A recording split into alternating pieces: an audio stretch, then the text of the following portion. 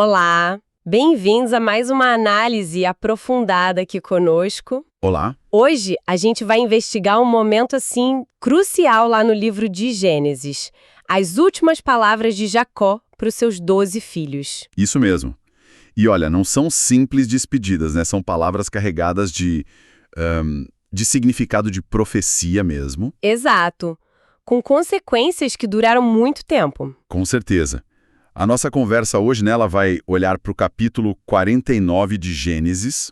A gente está usando como base a Bíblia de Estudo Roman e também a Nova Almeida Atualizada, a NAA. Certo. E o nosso objetivo aqui é tentar desvendar o que está por trás do que Jacó disse para cada filho, sabe? Explorar como essas palavras não só refletiam o passado deles, mas projetavam o futuro das tribos de Israel. Legal. Então tá, vamos mergulhar nisso. A cena começa com Jacó já sentindo que a morte está chegando, né? E aí ele reúne os filhos. Tinha algo importante para dizer. Sim, sim. Os primeiros versículos ali, o 1 e o 2, de Gênesis 49, eles deixam isso bem claro, o propósito. Jacó fala: ajuntem-se, e eu vou dizer para vocês o que vai acontecer nos dias que virão. Nos dias que virão, ou seja, no futuro. Exato. Ou no futuro, dependendo da tradução. É uma convocação bem solene mesmo. Reúnam-se e ouçam, filhos de Jacó. Ouçam o que diz Israel, o pai de vocês. Já começa com um peso, né? Totalmente. E ele começa pelo primogênito, Rúben. E no início parece até que ele está reconhecendo a posição dele, né? Fala: Rúben, você é o meu primogênito, minha força, as primícias do meu vigor. É, o mais excelente em dignidade e o mais excelente em poder. Começa de forma bem honrosa, né? Sim, parece um super elogio. Parece. Ele exalta ali a posição, o potencial da primogenitura. Só que a virada vem logo em seguida, no versículo 4. Aí que tá. Impetuoso como a água, você não será o mais excelente. E a justificativa é direta, bem severa. Porque subiu ao leito de seu pai e o profanou. Você profanou a minha cama. Nossa, direto ao ponto. Uma referência clara àquela transgressão dele com a Bila, né? Exatamente. E essa impetuosidade custou caro para ele. Pois é, a Bíblia Roman até comenta que essa atitude impulsiva fez ele perder a preeminência, né? Aquela posição especial de filho mais velho. Isso. Não foi só uma bronca moral, foi uma redefinição do lugar dele na família e, tipo assim, na tribo futura. Entendi. Quer dizer, a bênção reconhece o status, mas o caráter, as ações... moldam o destino. É isso. A liderança, a honra especial da primogenitura foi retirada dele. E logo depois Jacó se volta para Simeão e Levi. E aqui o tom já muda bastante, né? Ele junta os dois, chama de irmãos, e diz que as espadas são instrumentos de violência. É pesado. E Jacó faz questão de se distanciar, que a minha alma não entre no conselho deles. Ele não quer ter parte com a violência deles. Isso lembra muito aquele episódio terrível lá em Siquém, não é? É a interpretação mais aceita, sim. Embora o texto aqui não detalhe, né? A Nafa também conecta essa fala dura à natureza violenta deles. Jacó amaldiçoa a ira, o furor deles. E a profecia para o futuro deles é bem clara, né? Eu os dividirei em Jacó e os espalharei em Israel. Exato. Uma consequência direta da violência. E é impressionante como isso realmente aconteceu, né? A Roman lembra que a tribo de Simeão meio que desapareceu, foi absorvida por Judá. E os levitas... não tiveram território próprio. Foram espalhados por Israel para cuidar das coisas do culto. A profecia se cumpriu literalmente ali. Impressionante. A dispersão foi o legado dessa violência. Precisamente. E aí essa análise nos leva a Judá. E aqui, a atmosfera da bênção muda radicalmente. Sim, para Judá só tem exaltação. Judá, os seus irmãos o louvarão, a sua mão estará sobre a nuca dos seus inimigos, os filhos de seu pai se inclinarão diante de você. Forte, né? Muito forte.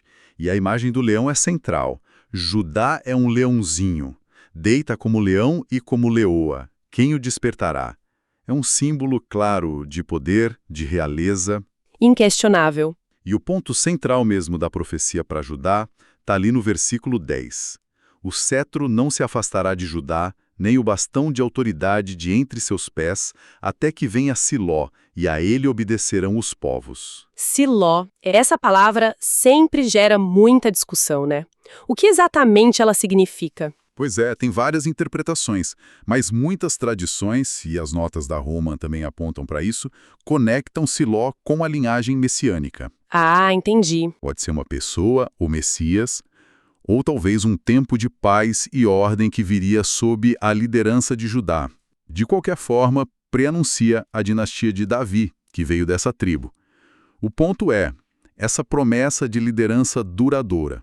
Então, é quase como se Jacó estivesse lançando a base para a monarquia davídica ali, naquelas palavras. Exatamente, é mais que uma bênção pessoal, é quase um ato de fundação política. E as imagens de abundância, tipo lavar as roupas no vinho. Uhum.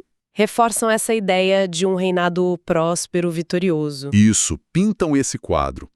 Bom, depois dessa bênção intensa para Judá, Jacó se volta para Zebulon. Zebulon.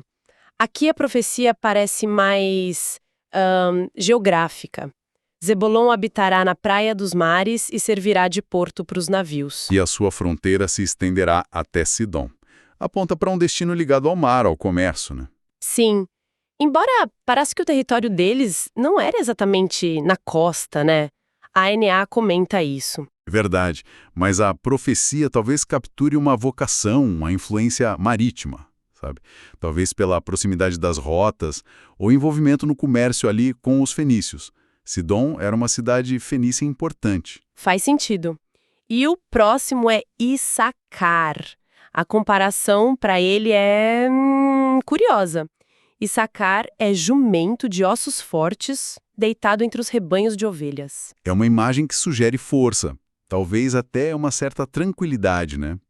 Mas o versículo seguinte, o 15, complica um pouco. Complica, como assim? Ele diz, viu que o repouso era bom e que a terra era deliciosa, baixou o ombro à carga e sujeitou-se ao trabalho escravo. Forte como um jumento, gosta do conforto, da terra boa, mas aí acaba se submetendo.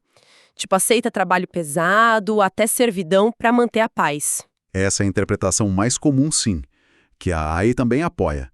Talvez um trabalho forçado por outros para poderem ficar naquela terra fértil. Mas essa força do jumento de ossos fortes não podia ter um lado positivo também? Tipo, uma resiliência, mesmo que sob pressão? É uma boa observação. A imagem inicial de força bruta sugere sim essa capacidade de aguentar o tranco. Talvez a profecia tenha essa dualidade, força, resistência, mas que acaba sendo usada para submissão em troca de sossego. Entendo essa tensão na imagem. Ok, depois de Sacar vem Dan.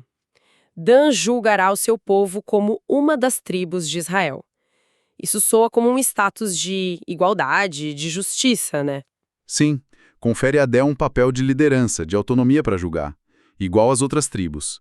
Só que a imagem seguinte é bem desconcertante. Qual imagem? Dan será serpente junto ao caminho, uma víbora junto à vereda, que morde os calcanhares do cavalo e faz cair o seu cavaleiro por trás. Nossa, de juiz para serpente traiçoeira. Que contraste, como isso se encaixa? É uma justiça meio perigosa?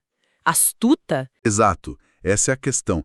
A serpente pode ser astúcia, tática de guerrilha, um perigo escondido.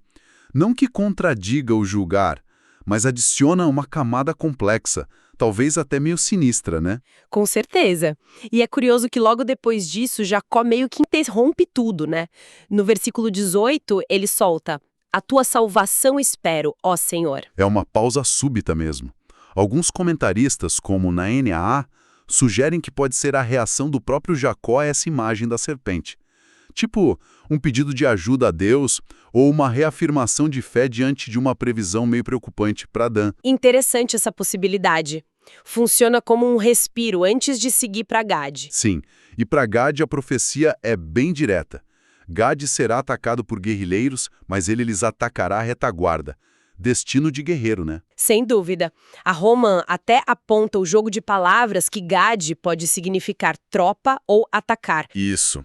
A profecia indica que, apesar de serem atacados, talvez por causa da localização deles, mais vulnerável, A tribo seria combativa, retaliaria com sucesso, perseguindo os inimigos, por fim ou pela retaguarda. Guerreiros resistentes, então.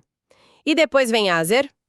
Quanto a Aser, o seu pão será abundante e ele produzirá delícias reais. Essa parece bem positiva, né? Sim, uma promessa clara de prosperidade, de riqueza agrícola. O território de Aser seria fértil, gerando comida boa, de alta qualidade, delícias reais. A Holman reforça isso. E Naftali? Naftali é uma gazela solta, ele fala palavras bonitas. Imagens de liberdade, agilidade, talvez eloquência? Exatamente. A gazela solta, ou corça em outras traduções, lembra liberdade, rapidez, talvez um espírito mais selvagem.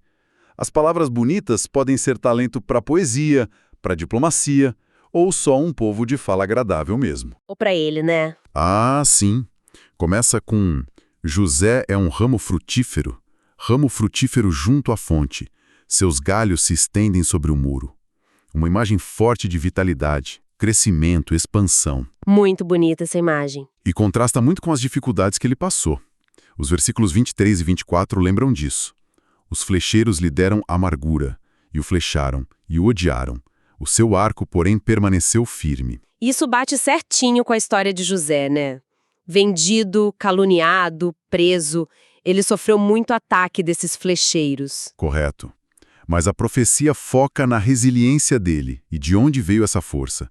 Da ajuda divina. É impressionante a quantidade de títulos para Deus que Jacó usa aqui.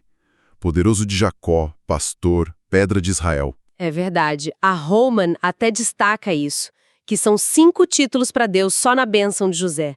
Mostra a importância desse apoio divino para ele. Exatamente. Sublinha a magnitude desse apoio. Quase como se Jacó visse em José uma esperança enorme para o futuro, ancorada em Deus.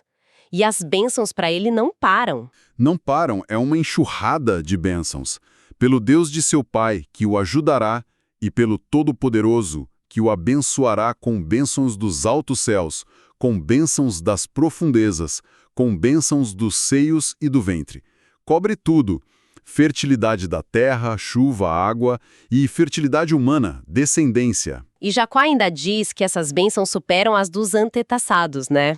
Vão até os limites das colinas eternas. E termina dizendo que elas estariam sobre a cabeça de José, o príncipe entre seus irmãos. Esse termo, príncipe, nazir, em hebraico, que também pode ser separado ou distinguido, como Al-Holman e Aná sugerem, indica essa posição de honra especial entre os irmãos, justificada pela história dele e pela mão de Deus na vida dele. Um reconhecimento e tanto. Ufa! E finalmente chegamos ao último filho, Benjamim. E a imagem para Benjamim é impactante, feroz. Benjamim é lobo que despedaça. Pela manhã devora a presa e à tarde reparte o despojo. Lobo que despedaça. Nossa, nada pacífico. Aponta para uma tribo guerreira também, como Gade, talvez, mas com uma imagem ainda mais predatória. Sim, a imagem é de ferocidade e sucesso na guerra. A Roma associa isso a guerreiros temíveis, eficazes. O lobo caçando de manhã e dividindo os espólios à tarde sugere uma tribo combativa, implacável na batalha e que lucra com a guerra. E, historicamente, Benjamim teve guerreiros famosos, né? Teve sim. A tribo ficou conhecida por isso. Interessante como essas imagens parecem ter colado na identidade das tribos depois. E aí, depois de falar de todos os 12, o texto meio que amarra tudo no versículo 28, né? Isso. Ele reafirma. São estas as 12 tribos de Israel. E isto é o que o Pai lhes falou quando os abençoou. A cada um deles abençoou segundo a sua bênção. Deixa claro que não foi genérico. Enfatiza que cada palavra foi específica, intencional. Exato. Cada palavra foi moldada pelo filho, pelo passado dele e serviu para projetar um destino particular para a tribo que viria dele. Jacó estava, na prática, desenhando um mapa profético para o futuro de Israel ali. E depois de cumprir essa tarefa, de dar essas bênçãos proféticas, Jacó muda o foco para os seus últimos desejos. O enterro dele. Correto. E ele é bem enfático, nada de ser enterrado no Egito. Ele pede para os filhos o levarem de volta para Canaã para ser sepultado com os antepassados. E ainda detalha o lugar. Sim, a caverna no campo de Macpela, perto de Manré.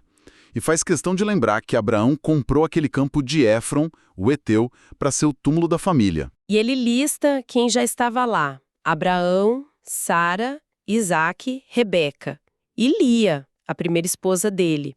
É um ato final de conexão com a Terra Prometida. Exatamente. Uma demonstração final de fé nas promessas de Deus para Abraão, Isaque e para ele mesmo. Ele quer descansar naquela terra.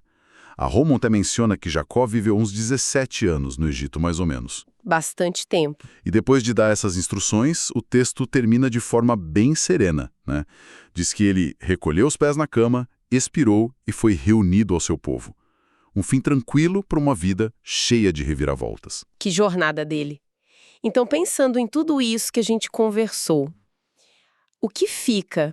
Essas palavras finais de Jacó foram muito mais que um adeus, né? Muito mais. Elas meio que fundaram identidades, delinearam o caráter, os desafios, as vocações de cada tribo. Vimos imagens muito fortes que ficaram marcadas. O leão de Judá, a serpente de Dan, o jumento de Sacar, o ramo de José, o lobo de Benjamim. E o fascinante é ver como essas bênçãos, ou esses prenúncios, né, individuais que estavam ligados ao passado de cada filho, acabaram projetando um futuro coletivo bem complexo para a nação. Sim. Elas não só criaram identidades tribais diferentes, mas estabeleceram funções, hierarquias. A realeza em Judá, a dispersão de Levi, a prosperidade de Asser, a força guerreira de Gade e Benjamim. É incrível como Jacó costura o passado individual com o destino coletivo das tribos. Mostra o poder da narrativa na formação de um povo, né? Totalmente. Isso deixa a gente pensando, né? Uma provocação final, talvez.